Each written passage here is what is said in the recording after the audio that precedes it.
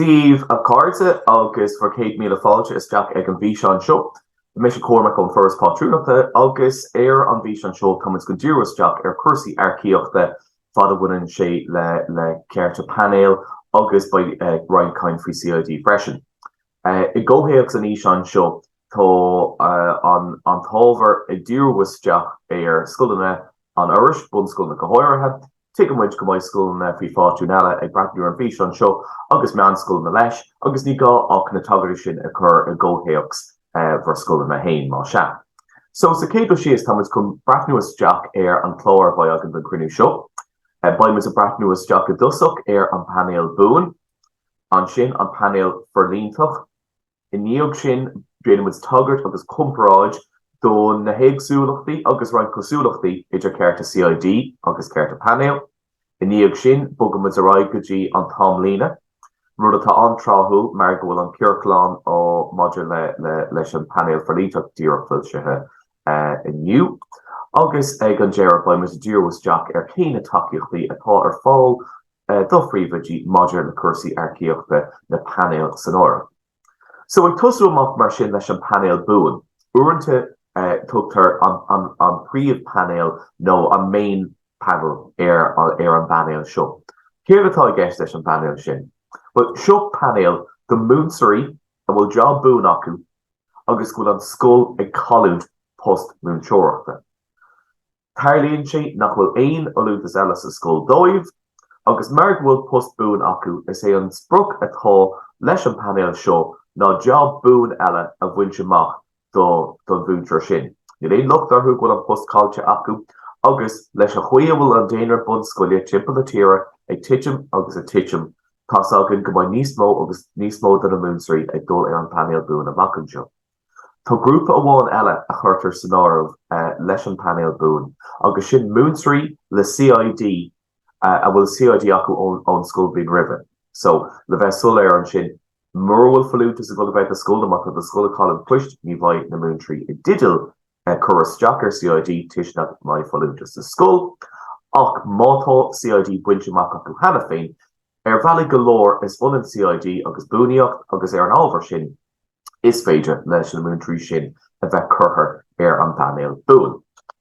I bog a raig mar sin má tharlaíonn sé go dtiocfaí an Painéal amach agus go mbeidh Mhúinteoir i a scoil ar an Painéal Buan. Tá rionsmha rohannaí ag an Mhúinteoir sin faoi cad atá go tarlaí. Is mise an tifiach Painéil ar son an Irish agus déanam se teagháil pásanta le gach príomhaide agus gach Mhúinteoir lena bhaineann sé. An chuid is mód in ar scoilna nó go faoin ar scoilna ní cloise siad aonrad wein maidir leis an Painéal Buan tuisc nach mai aon buint acu leis. Is Painéil náisiúnta atá é Painéil an Forras Patrúnachta agus clúdaíonn se na chuntathe ar fád bhfuil scoilna agan iontu agus ní bhíon ach trúr nó go beidir capar in áid na bliana ar Painéal Buan aginne. Is é an céad spruc a bhaidán le Mhúinteoir atá ar an Painéal Buan ná go mbeidh ábalta iad a churas Jack i job buan is scoil eile faoin bhras. Tarlaíonn sé áfach go mbíonn na scoilna in iarthar na tíre an cuid an tír go bhfuil níos lú de scoilna an Irish in aice a chéile sin iad na scoilna tá College Ibrochaí agus a College Jabaní. Tá sin níos Jackar iad a atlónú a scoil atá in acha réasú de dóibh marall go bhfuil siad níos fuide ón na chéile agus chuileachans nach maine mór an falúntais ins na scoilna eile a bhá cart. Ní hééis sin an taonrá atá oscailtaí do Mhúinteoirí ar an Painéal Buan. Tá cead acu ghlacha le post sealadach más míonló.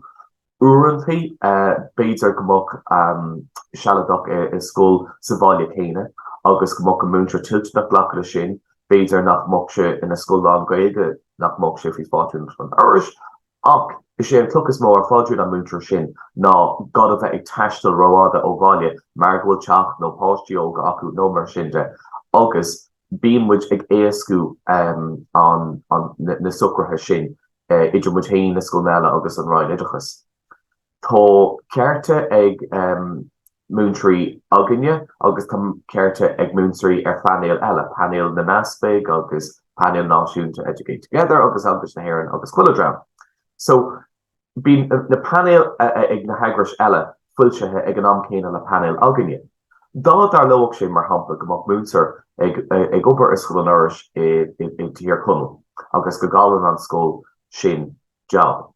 Níl acu a ghail scóil i nún na ngáil, tá ceir cín acu faoin bhras, ach tá annach chuid scóil na Gaeltachta sa chundé sin. Béid go dhéanach an múntar cinenne gur mar le fannach na scóil an Gaeilge, agus mór bhfuil rogha an dóibh i scóil faoin bhras, is féidir le iarratas a dhéanamh le ifig an diaise a chuid Cearta a aistriú go Painéil an aspig nó aon Painéil eile go rathló. Níl dúlgus ar an báitiún eile ghlacha leis an múntar seo, ach go hundúil bíonn siad anos go ghlacha le búntarí seaganne, tuis go mbíonn ardcaid an Gaeilge acu agus taithí ag obair i scóil na lán Gaeilge. Tá rogha amháin eile a bhíonn san agus go minic bíonn ní bhíonn brú ar múntarí beidir posta ghlacha nó beidir go tuis go dacu ag leibhil áisiúil go mbeidh deis ag trachan cín mar go bhfuil nimreacha ag fás nó go bhfuil múntarí le dul ar scóir nó rud éige mar sin. Agus is féidir le múntarí na Cearta tá acu a chur ar athló. Buineann an tréimhte sin le bliain amháin, so is é sin le rá nuair ilsítear an Painéil is féidir leis an múntar rá bhfuil is agad tá mé a ggóil bliain sléir ghlacha an scóil bliain se thugann. Agus ar an ábhar sin tá hir mar ceart chur athló agus an rud a tharló leis an múntar sin ná go dtiocadh siad a rás ar an Painéal Buan an céad scóil bliain eile. Ó thaobh dátaí cén uair a thiocfaí an Painéal Buan amach cén uair bhaid sé fuilsethe, tharlóigh sé ag dáta éigean i níomh an 14 go mí abrán. Má bhíonn si beag léamh an policy module susan na Garma atá ar thaobh an áras. Becky sib go bhfuil an dáta sin luaite ag deireadh an policy sin. Duna múntarí atá ag chur isteach ar fustráid, ar thosgarma, dul ar ísacht agus é seo ar fad. Tá cead acu an tairiscint de ghlacha, ach tá cead acu tarraing siar ó tairiscint a bhí tuchadóibh suas go dtí an 14 go mí abrán. Tuis go nimríonn sin tionchar ar na foilúntais a bhí a bhais na scoileanna. Agus ar beidir go éifeacht aige sin ar cé acu an maith gála duna chur an Painéal Buan nach maith, tugann an Painéal Buan amach i níog sin. Níl aon dáta defnithe, níl na tréimhsí module earcaíocht caighdeánathe ach ghlach leis nach dtiocadh sé amach go dtí sin. An sin nuair thagann an Painéal Buan amach mar derm ba mise i dtéanana teagháil, fearsanta le gach múntar agus le gach príomhaide, déanana mise an próisis a éascú do chuile thaobh ó thús go deireadh. Mar sin, ní gá dit bheith a hanolaí ar an ábhar ach má higann tú go bhfuil múntar go bheith ag dul ar an Painéal Buan is fiú teaghálaí na lumsa chun an cás a phlé córa a agus rona a phlé commáta sin. Tá ceist amháin eile a hagann chun cín chuile bliain beo. Agus sin cé acu a aon túsáte. Cúra gás go a country school in Gaile. Agus aber go bhfuil múntar ag obair a scóil agus go bhfuil siad ar tí an dara bbliain ibre a chur gréoch sa scóil céine. Ba an múntar sin a ditil chuirteach ar Cearta CID. Níl an próisis sin nasca leis an próisis seo, ach má tá foilúntas a go le best sa scóil. Is ódún go maith mar tá sé riamh nach chun go mbeidh múntar an Cearta CID a lorg. Cílínte sin go bhfuil job sa scóil. Féidir go mbeidh múntar is scóil eile ag calúint a phoist, agus go bhfuil siad sanna cuirtú post, agus go mbeadh siad san sásta ghlacha leis an post sa scóil eile. Cé aon túsáilte an múntar atá ar an Painéal Buan nó an múntar in bheannach atá ar tí chuirteach ar Cearta CID. Sé an freigra atá an ná fáin an múntar in bheannach le Cearta CID túsáilte chun cín ar an múntar seachtrach. So sin an Painéal Buan agus tá muid bogad aráigean níos go dtí an Painéal Forlíochtach. Sé an spruch atá leis an Painéal Forlíochtach ná buanaíocht a bhaint amach. An spruch leis an Painéal Buan na buanaíocht a chuineáil de múntar tá post cáilte ach tá muid a gíre job buan eile a áildóibh agus má aintí job bliana, ba muid ag leir job buan do bhain bliana eile go dtí go má job buan acu. Seo éagsúil, mar níl na scoilna ag calú déanrad tá na múntarí ag tiileh Cearta as an service atá curtha isteach acu. So a rís an spruch le seo ná jobanna buanna a all do bhúnsaí a bhfuil service lorthóhanach curtha isteach acu. Sé an Made service atá pastel le bheith in an-chuiristeach a Cearta a Painéil ná trí bliana. Tá golóir agusíní agus puintí táisteacha maidir leis an cinál service agus chlárachán leis an chomhla Mhúinteoirí. An rud a bhuaillantí bhí dhéanamh ná an cearclán atá tugtha amach inniu leis an maidir leis an Painéal Forlíochtach. Leagann sé sin amach céir atá pastel, cad é an spruachdáta le chóiristeach agus mar sin de. So más príomhaide tú agus go múinteoirí fiú leat faoi sin is fiú an cearclán sin a roinnt lo.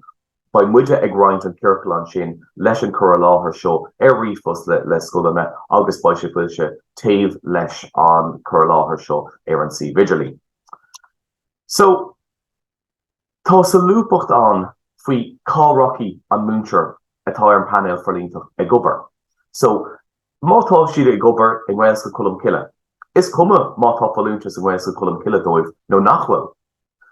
Maar is bóthar na búineocht le dóibh ach in éon áit bhfuil spéis ag na Mhúinteoirí dul ag obair.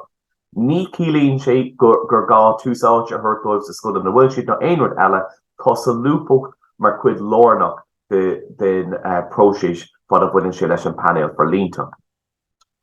Tá Cearta ag na Mhúinteoirí ar an Painéal Forlíochtach ar oiliúntais bhuana amháin. Níl aon gá agus ní iarfaí in áiríre ar aon scóil múinteoir an Painéal Forlíochtach ag chóiristeach ar Forlíochtach sealadach. Anis leis an ngantanas Mhúinteoirí sa tír tá feici agan le cúpla bliain go bhfuil na príomhaidí is scoileanna a shílann go mbeidh se andeachar orthu Mhúinteoirí le Gaeilge agus le taithí a earcaíochtaach na cuid scoileanna. Tá cuid acu dá raibh féin gan éireachtas wein a gan éireachtas an roinnideachas ag déanana teaghála leis na Mhúinteoirí ar an Painéal Forlíochtach ag fiosrú an mbeidh spéis acu dul ag obair is scoileanna acu. Ach níonn siad go Gaeilge acu, ach níonn siad go taithí ag obair is scoileanna an Gaeilge acu, agus sílann siad go bhfuil siad Mhúinteoirí ar chuid an níos airde ná fóg go poibli a dhéanamh. Tá lán cead ag scoileanna é sin a dhéanamh, níl aon é aibh ag an roinn faoi sin, agus má dúiltíonn an Mhúinteoir le tairiscint den cinál sin ó phríomhaide, ní imríonn sé sin aon tionca ar an Painéal Forlíochtach, tuis go bhfuil an dá rud neamhsplách. An sin, ceist annach go tínta aimmuid ná, mór má aon idir má chundaí an féidir lomsa dul agus má chuid jobban na búna a ógart. Well, go banúsach tá gá rud le curs an láimhreann sin, ní sé díreach go simplí le sin. Nuair thagann an Painéal Forlíochtach amach, an lá a ilsítear é, glanann mise mar ifig go Painéal thart ar leat den na Mhúinteoirí ar an Painéal, bó carta cearcha duine agus ag deireadh lá a haon tá teagháil déanta agam le príomhaidí. Tás agam mar go bhfuil sé réomhráid ag príomhaide lom go si le go teiris an cuiste dhéana le Mhúinteoirí atá acu faoi lá, agus a deireadh an céad lá go fiche duine an. Ag deireadh lá a haon, seolam se an liste go fiche duine amach ag scoileanna na tíre, ag churanúil dóibh an próisis maidir le Mhúinteoirí airciú an Painéal, go bhfuil cead acu jobban na sealadacha a ógart ar an lá chéine. Ach, má tharlaíonn sé go bhfuil tú ag obair an Ngéilscoil na mí, agus feiceann tú nach bhfuil éon múinteoir an Ngéilscoil na mí. Ní sé go simplí le bheith an dulráid agus fógar a dhéanamh ag an am sin. Catha tú a bheith céitfuin géad cínse nach bhfuil éon múinteoir lastig de achar 45 kilometer ón áitiú bhfuil go scoil hain comá.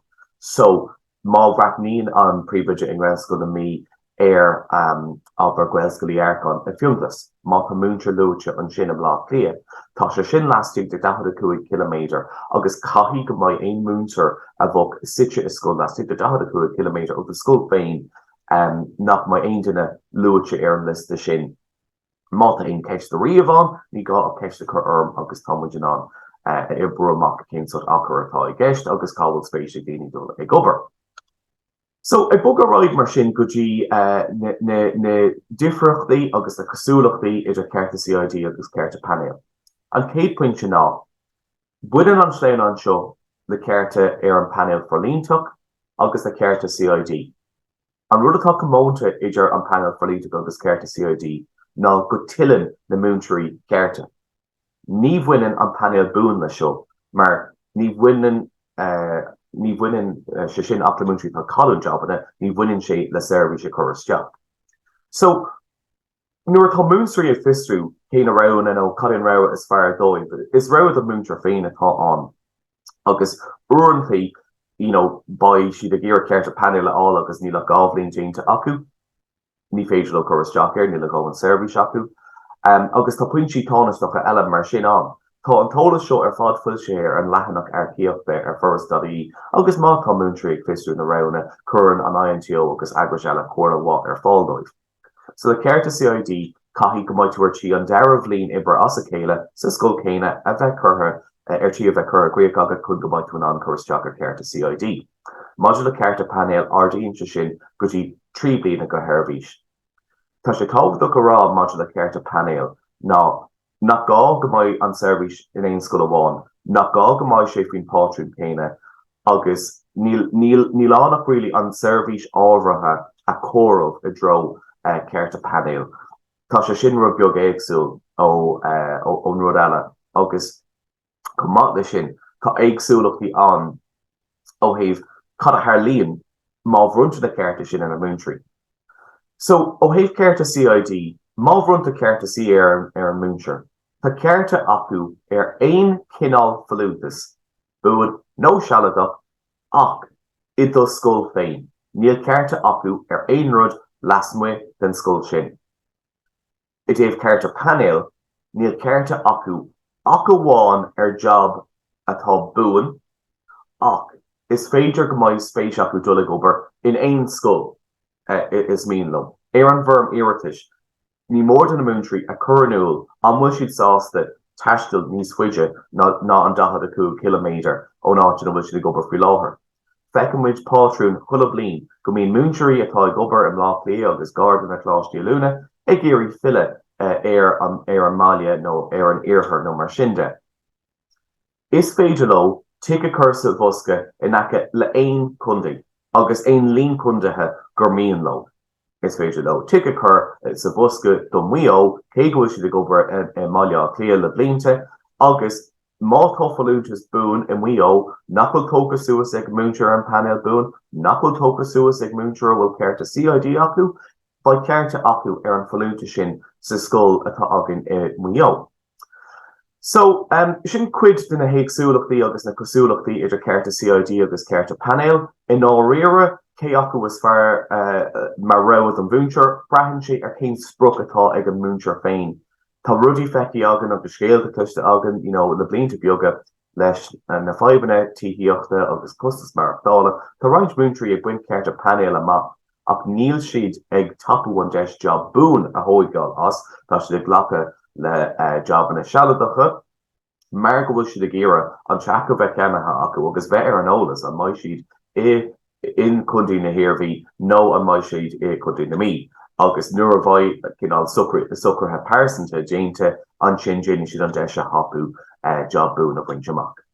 So a bug a ráid mar sin go dtí an powered. So is dóilm an cé pointse de déine an seo ná leis an ceartlan tá talca amach aniu, tá sé luaite don scoilbhín rathefta hidófa trí, gur gá don na Mhúinteoirí a bhfuil spéis acu churas Jack ar an Painéal Forlíochtach, na formacha a heola is Jack chuig an ráid agus ar an siú lá déag go bhí na nulach. Now, an sin sa bhliain uair tugaí an ceartlan earcaíochta amach.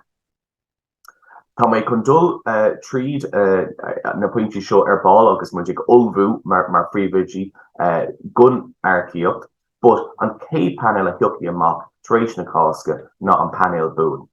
Ní bhógaí cursaí earcaíochta a ráig go dtí an Painéal Forlíochtach go dtí go mbeidh na Painéil buanna glánta. So, uaireanta bíonn ar an ráinidechas agus ifigí Painéil na rinne ire scolanna fao fátrún difriúil le daoine a thuirtas Jack, tuis nach bhfuil jobanna ag pátrún eile agus mar sin de, de gnáil glántar Painéil buan an áras lasú de seachtain ach bíonn ar an fannacht ar an dream bhfuil níos mó Mhúinteoirí ar na Painéil acu chun boga a ráid. I níog sin tugaí Cearta CID amach go Mhúinteoirí. Is sé antógadach go rá, cloisi tú go bhfuil Mhúinteoirí scoilna eile tar éis Cearta agus nach bhfuil dómhúnta tar éis Cliceáil go sin nábí burtha. Is de réir a chéile. Déantar na hiarratais a phróiseáil, iad a ceadú, ceann ar cheann agus leanan na ríomhphoist ag teacht amach Shafton in Níl Shafton. So, nuair an rifust fáilte go bhfuil Cearta CID brunte Mhúinteoirí is féidir le príomhaidí an tuirt Tarish can push the dhéine leis an Mhúinteoirí sin don céad scoil faoin eile, a rís is féidir go mbeidh aon cinál puiste do scoil á thairiscint, ach tá teidlíocht acu a lúntas atá i do scoil. Agus níoch sin tuchaí an Painéal Forlíochtach go bach. Le blianta beaga tá sé trééis bheith an bháil marall beidir COVID níos mó éon eile, agus tháinig sé amach Jeremy Bealtaine agus in mí an bheith. Mar derm se bímas anscupig glána Painéal an Irish de an ábal bailíochtaí glánte lastigte gáin an trí lá agus tugtar cadm na scoilna i lé gacadal fluútas tá acu a ógad agus mar sin. So bímas chun cín ar dramanna golóir sin céanna bháin na buntáistí atá agad. So, ag Painéal chun cín, muid ag smína chun cín, tá cásáir in ma scóil, tá mé ar ggóil post a cáún, post a hilóh, ag smína chun cín ar an earcaíocht, cad gur cóir am a cursan ámh. So, an céad rud le luan ná, an scoilbhíonn se thugann ag tosú manfor féin trí, ba an cómheas daltaí go Mhúinteoirí ag titim. Ba sé titim duine amháin go fiche trí ná go hain, agus cílíonn se sin má tá tú ag géire cin an túm generalta á sula tuchaí an schedule foirne amach ní ga a brathnú ar an schedule foirne a confi láthair, agus, hévéid rang atá agat lúide duine amháin, agus joo tú túm faoi céim cinál ibrechaí atá tastal gon John breise I hilloh nó chun bheith an job atá agat a chuinál. Níos déine ná sin tuchaí deimhnú maidir le uaireanta don uisce speisialta. Ní obviously tá job na buúna a scoilna a bhaineann le rudí eile seachas Mhúinteoirí range, agus más post IAL, más post uaireanta tacaíocht féilme, más post éonrad an cinál sin, má tá stádas buúna buintló. Imróí se seo junkar ar cé acu an dilhí tú post, an galí tú post agus mar sinnde, so caithí tú an tólas ar fád a bheith bailtha agat. An sin tá na rudí seo a aithríonn ó scoil go scoil le cursan áireamh agat. So an bhfuil éon Mhúinteoirí dul ar scur. Mar hampla, má tá tú ag obair is scoil bhfuil ochtar idí, agus bhfuil tú ag tréis daltaí cáúint go na hibrechaí ag titim, agus go bhfuil tú an animas a bheith ag cáúint Mhúinteoirí.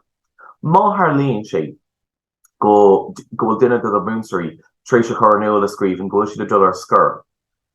Ní gáid Mhúinteoirí eile a chaúint. Is onan Mhúinteoirí ar scur ag fágáil, agus go bhfuil an duine sin cáilte agat má dhéanamh sé sin ciall. Tá an forann omláin lúide duine ach mar tharlaíonn sé bhfuil tú lúide duine mar bhfuil duine ag dul ar scur na mar sin de, is an duine sin a ágan an scóil agus cuiníonn gach duine eile. Cuiníonn an Mhúinteoirí is sóstríigh ar an lista sinseoireachta an posta tá acu. Cumát le sin, béid go mbeidh rudí sealadacha eile le cursan áireamh. So, an bhfuil Mhúinteoirí ag dul ar íosacht, an mai Mhúinteoirí ag dul ar thoscarma, mar má tá tú ag cáún puist agus gohfuil duine ag go bheith as láthair, well, tá foilúnta sealadach agad, agus beidir go mbeidh spéise go Mhúinteoirí cá an animas a bheith cáún an posta acu, beidir go mbeidh spéise acu ghlacha le job lína i do scoil ar bhatha le bheith an leanach de roiig ag obair san áit chéine ar feadh bliana. Tá rud amháin eile an agus seo an rud a dhéanaan daoine dearmad faoi. Má tá Mhúinteoirí ag obair do scoil ar chunú téirme seasta. Ba deire ag teap lena bhustaíocht. Tá sé ag obair sa scoil leat ag clúd a thoscarma na rudaí cinál sin, agus ar an trucú lúnasa, tá duine sin imi. Níl siad a digital chapter ráis, níl siad a digital aonrad, mar go raibh siad ag obair san áit. Agus má tá tú ag go post a cáúint, bhfuil ná Jane Dermot, ba an duine sin imethe ar aon chuma. Tá na rudí seo ar fad nasca lena chéile agus caiimmuid iad a lig a cursan áireamh le Hebrew amach an bhfuil a go Mhúinteoirí a cáúint nó bhfuil a go jobna eile a hilloh. Cumát le sin a bra ar bblion go blion, beidir go mbeidh cnúsach á dhéanamh chun uaireanta lán aimsirthe don uisce speisialta a bheith agan, caithemas a cursan áireamh cén rulacháin atá ag súil leis mí meán for, tá an rainn an tuiscinach sa cás go Mhúinteoirí inanimas a bheith ag cáúint post Mhúinteoireachta blion máll. Ach má tá na hibrecha ard ag teachtasteach in an bheoga. Níl an scóil ag go an job a chaúint ar bhatha leis an job a álarás ar ball. Ba an rainn idirchas ansáasta ghlacha le teagháil a faoi sin, agus le ggó si fíneise Fuoin lín daltaítá animas a bheith chláirithe agus cumá sin tá an próséis acórt an. Uaireantaí bhog anna salúpacht an Painéal go bhfuil na cóireachta ag scóil, Painéal go ranganna beag ag bar na scoilna agus go ranganna plódathe ag bun na scoile. Tá ocht nága sin a hagan amach leis an gcearcail earcaíochta agus insna agus sin is féidir na hacóir sin a churas teach. Má éiríonn leat beidir go dilí tú post nua nó nach gála tú post a bhí tú agsú leis. Agus an rud dearnach an sin ná caiin tú do chur chuige a olbhú agus na cápéisi a bheith olbh agad chun spráchdáta. So mar germ se ó héhan Painéal Forlíochtach tá dáta sin díirtag amach aniu an séolá dé go mína nullag agus cá was cíle sin má Mhúinteoirí ar chuirteachar sin. Hagan tábla amach ag tús an cearcail earcaíochta áte leagtar amach spráchdátaí ó héh formachaí a bheith seolta isteach agus é sin ar fad agus tá sé chumá agad an céad leathanach den cearcail sin a chuirgló mar tá sé anáisiúla sin na crucha ar an mála agus na dátaí sin a leanúint ní féidir ri dul Australia sin. Cumá sin chumuide ar fáil chun córa leanúnach a chur ar fáildíobh nó mátá eolas nó cápéisi wetnúir tá go mprosís mar derm sin I gá Cliceáil ar burras achfaní earcaíocht agus tá chuilebhórt le amach an sin. So sin an leathanach earcaíochta as I say Cliceáil ar drop-in for earcaíocht agus ar an leathanach earcaíochta seo sinna cnapaí ar fád a eici tú. Tá muid ag olbhú níos mó á sinna fós am lína díobh tá tuile setan ag heisteanna agus bilóga marcáil agus chuilebhórt an rud sin an olbhú. So faoin am go mbeidh beag aircú in 53 feici sib ar hagan sib isteachchan seo feici tú go raibh níos mó áisina agus rudí andóibh chun am agus dua agus thuáil agus botú na ceachaint cumá. So mulla muid gcónaí díobh na cápéisi sin na ceachaint. Mearíonn muid díobh ar fád bud úsáid ar gunnaí riachtanach níl cead a gcéin céint ar scoileanna ein chunar eile úsáid tá chunar agan ar an caidan is fearr ar fáil ó aon agriatá dúnach is tír agus tá sé riachtanach iad a úsáid in arcuid scoilna. So sin deire leis an session seo ar na Painéil, má ascríonn ein ceist as an chur láthair seo le a thul chur riomhas thugam a mé ansáasta ceir leat le sin.